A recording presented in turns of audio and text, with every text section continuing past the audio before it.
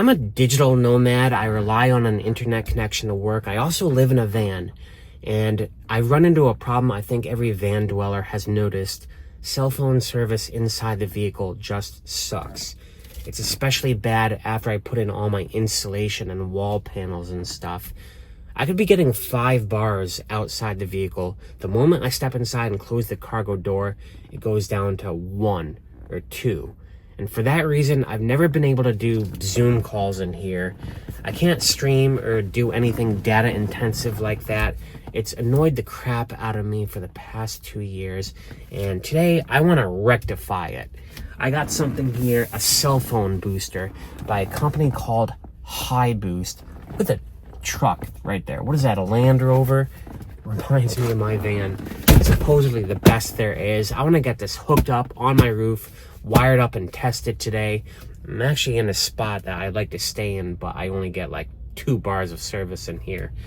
While I'm on the roof, I also want to optimize my solar setup. It involves cutting some of my connections, installing these Y brackets. I got a lot to do today and a little bit of daylight left, so let's get to work. I'm inside my van. I just talked to you guys from right there. As you can see, I get 1 bar of cell service in here, but watch what happens if I go outside. Let's just open up this door right here and watch this increase. 2 bars, sometimes 3. 2 bars I can do something with. 1 bar I can't do anything. I really want to see if this high boost booster not only can bring the outside bars inside the van, also increase that 2 bars to like 3 or 4. I'm not sure what its potential is. A lot of people spoke positively of it. So I'm gonna assemble it right now. It's got some pre-assembly screwing stuff together, and there's also a bit of a science to how you install it on the roof. High Boost. This manual tells you the science behind placing all the various parts that come in the box. I'll show you. By the way, the box comes with these really cool foam inserts. I'll reuse these for another van project. This is the main antenna that you put outside the vehicle. You just have to screw it together. Obviously, you want to put it on the highest point of your van. It comes with this little mounting bracket here. You just screw it into the bottom. This can be dialed. It folds at different angles. You can take it down and put it back up. I have a rough idea of where I want to put it up there. Now this runs by wire to this, which is a signal booster. This runs by wire to this, which is the antenna that goes inside your vehicle. It comes with a nice long wire. The wire you can actually run through like a door or something. It's very low gauge. This boosts the gain inside your van. The science behind this is you want this to be as close to where you regularly use your phone, because the closer you are, the better. I want to have it right back here next to my bed. Now, there is a special science behind the placement here. Like I said, you want this antenna and this to be as far apart as possible so they don't interfere with each other. All right, let's get up on the roof and find a place to put this. I already know exactly where I want this antenna to go. Right here, I can actually attach it right to this 80/20 roof rack crossbar. The reason I want it right here is because, for one thing, it kind of sits in this little channel right here next to my roof case. And for another, when I want to take it up, take it down, fold it, unfold it, I only have to climb up my ladder right here, and I can just, I don't have to actually get on the roof. Same with accessing my roof case right here. Easiest possible way. All right, I brought my drills and tools up here. I'm gonna lock this sucker down. That was easy enough. The next step is also easy. This is the signal booster, which I'm gonna keep inside my van. You connect it to this power supply wire right here, which is just one of those car lighter adapters. I'm gonna keep this simple. I'm gonna plug it right into my Solix battery right here. That's how this whole thing will be charged. It says the next step is to install the inside antenna, which goes into one side of this box. Now, the instructions say to mark it, or to mount it, like next to the driver's seat. That's not gonna work for me. I do all my editing right here. I sit back like this, and this is how I go to sleep. So I want this to be as close to this seat on my bed as possible. I'm gonna mount it right across the aisle here. Makes it very easy since this is where the box is. You basically just plug this in at one end of it. Screws in right where it says indoor right there, and I'm not even permanently mounting it. I'm just kind of wedging it in my auxiliary power station shelf. This is the simplest install I've ever done. The last thing I have to do is just run that 15-foot wire that came with the kit from here all the way to the roof. This thing right here, this is going to be a challenge. I adamantly don't want to drill another hole in my roof, and I don't have any cable glands on me.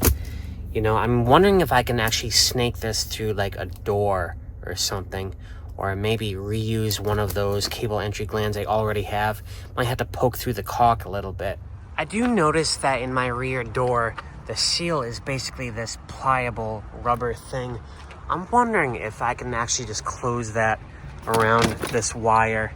Right like that, and now I'm gonna attempt to close this door. Let's see. I just slammed the door shut. Did it cut the wire? I don't see any damage to the wire at all. There is enough of a panel gap, and it's basically being crushed up against the sealer right here. Here's a better look at that panel gap, and you can see the metal is not crushing the wire at all, only that rubber gasket weather sealer. I have the wire from the antenna dropping through a little hole that came in my roof panel here. I just put a rubber grommet into it. It snakes underneath my roof panel, completely hidden, and then it's wedged underneath this pad right here, slides under that gap and goes seamlessly through the door. No drilling, no cutting. Easiest install I've done in a long time. So I have that wire snaked through all the panels back there, and it is plugged in. Everything is good to go. Now to see if I get more than 1 bar on this thing. Let's see what I got. No, still 1 bar. That is not good. I have everything wired up, except there is a flashing red light. According to the operating manual, a flashing red light means booster automatically shut off due to strong loopback overload. I have no idea what that means. It doesn't really elaborate or tell you how to troubleshoot it. I'm gonna have to email the company. Maybe I'll drive to a different location. I still get 1 bar in here, so nothing should be overloaded. I do have this about 7 feet away from the rooftop antenna. Not sure where else I could place it. I might reset it a few times. I was planning on doing some solar panel tinkering up there as well, but it's actually getting really late. This is gonna have to go on to tomorrow. I'm gonna be going to a sleep spot in Framingham tonight. I wanna get this thing working so much. I would love to be able to do Zoom calls in here, make this like truly an office, stream movies and stuff. Never been able to do that. I think I might actually crawl up on the roof at my sleep spot, tinker around with this a little bit more tonight. Maybe just read that instruction manual, find something on YouTube. I don't know. I got through to the high boost tech support last night. We were troubleshooting the problem until midnight. We could not get it to work. I'm gonna take a stab at that again today, but first I attempted an alternative wiring system for my roof, for my solar panels, because I have 2 100 watts and 1 200 watt, all 3 of them at 12 volts. I attempted to connect the 200s in parallel, kind of make it 1 unit, and then connect that in series with a 200 watt. That did not work. It makes it a 24 volt unit. Wiring a 24 volt unit in series with a 12 volt unit. Anyway, my charge controller did not seem to like that. So I just wired it back to its original configuration. I hope it still works. The problem with testing, solar wire hookups, diagrams, whatever I'm trying to say, this late in the day, you can't really test it because the sun is dropping right now. Anyways, I'm gonna get back to the high boost troubleshooting. The first thing I want to do is go through every connection in my system from start to finish. I am going over every connection from start to finish with a fine-tooth comb. This is all screwed on tight. It all looks good. This wire, I just disconnected it to inspect both ends. It all seems in good order. So I am reconnecting this let's just get that done. So that connection is good. It snakes around behind there and drops to a panel gap in my door. Now I can confirm it is not being crushed by the metal. Yeah, that looks fine to me. And then it goes through there. Like I said, it goes through that panel gap up there, and it's just crushed between this rubber thing right here. I'm pretty confident in that. That wire from the roof follows here into the outdoor line. I just unplugged this and reconnected it. That is nice and tight. I'm happy with that. The next connection is the power right here. Let me just unplug it and put it back in. Make sure that's all nice and tight.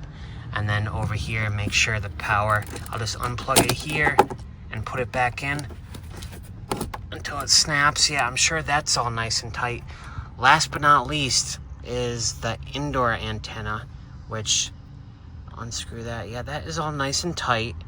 And this is a wire right here. And the high boost tech support to get it as far away from that outside antenna as possible. Right here, I measured it, it's about 13 feet away, as far as I can get it. If this were any further up here, it would be under the hood.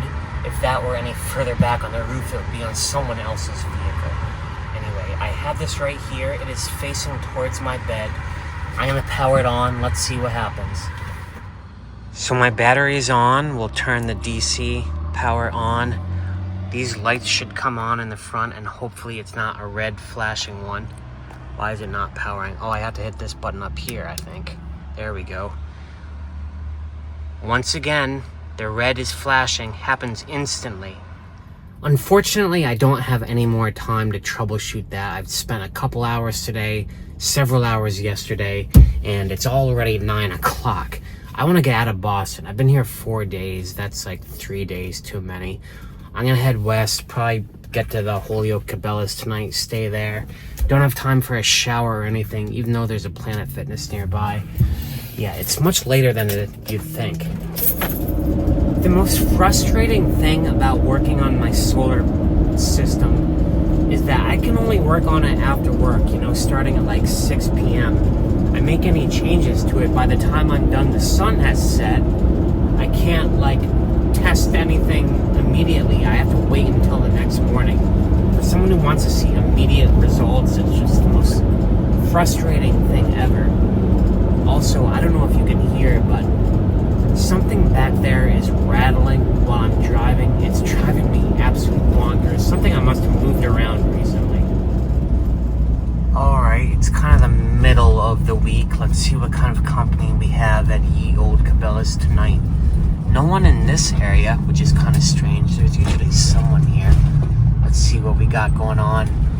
In the back, there's usually 1 or 2 car campers here to keep me company. And believe it or not, there is not a single other car here. I had really wanted to get to the gym and take a proper shower today, but troubleshooting that high boost has taken more hours than I care to admit, unfortunately.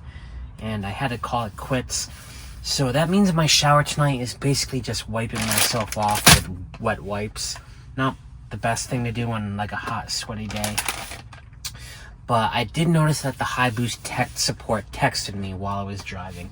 Suggested something else. So I'm going to try that and give that high boost system one more chance. Here at the Holyoke Cabela's, I only ever get 1 or 2 bars when I'm inside here. So if I would want that to work anywhere, it would be at this place. Anyway, let's give that a shot. So I did a slight reconfiguration, and I'm about to turn this back on. Let's see what happens. Please don't give me a flashing red light. Well, it flashed red for a second. Now it's steady blue. Well, it took a ways to get here, but I finally have a steady blue light on that high boost booster, which means everything is working perfectly. I tested it. The bars on my phone in here went from 1 to 2, which is not great, but I only get 2 outside, so at least the signal I'm getting inside here matches the signal I get outside. I did try streaming a movie, and I was able to do it in here. So the thing appears to be working. This is the signal booster by a company called High Boost. This is the Travel 3.0 Explorer X. Seems to work on my van, so if you got a big van like I have, just keep in mind that these things are very sensitive to where you place the internal and external antenna. It took me a lot of reconfiguration to finally get to this point. So I'll say that much. The tech support has been very helpful and responsive and stuff. I'm eager to test it out in different spots, but tonight I just, there was other stuff I want to do besides showering. I have a couple of those amber lights I want to wire up. I just don't have the time in the day to do all this stuff. I can't work until after the work day, 6. I got 2 hours of daylight. I hope my solar panels are working right because I messed the wires around a little bit. Fingers crossed.